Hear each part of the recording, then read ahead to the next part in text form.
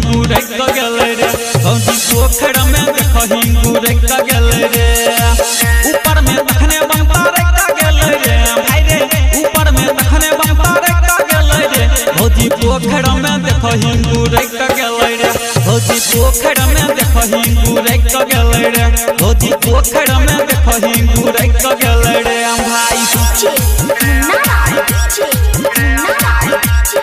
Presented by Virat Music।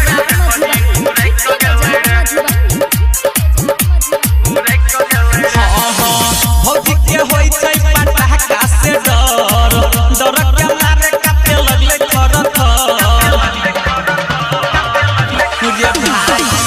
भौजी के होई छै पटाखा से डर डर के मारे काटे लगले थर थर महार पर से पर उलट गेले रे भाई रे महार पर से पर उलट गेले रे भौजी पोखर में देखही गुरक गेले रे भौजी पोखर में देखही गुरक गेले रे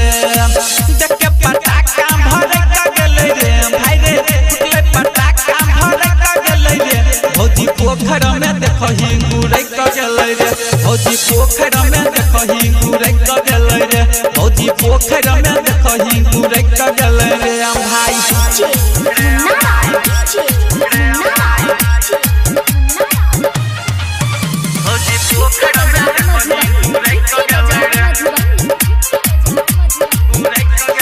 भौजी के पोखर में भीजा गेले सारी भेले बेकारा भोर हरबा के तैयारी भौजी के पोखर में भीजा गेले सारी भेले बेकारा भोर हरबा के तैयारी घाटा पर झुमका टूट गेले रे भाई रे घाटा पर झुमका टूट गेले रे भौजी पोखर में देखही गुरक गेले रे भौजी पोखर में देखही गुरक गेले रे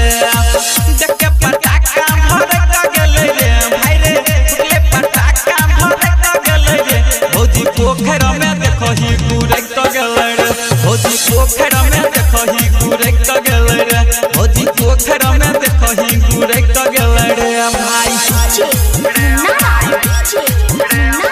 आप अभी सुन रहे हैं विराट म्यूजिक की शानदार प्रस्तुति। आई हाई राइटर के सब संगे रहा देश रंजन खूबे उठल कोई भाई रे मनोरंजन रे सुनना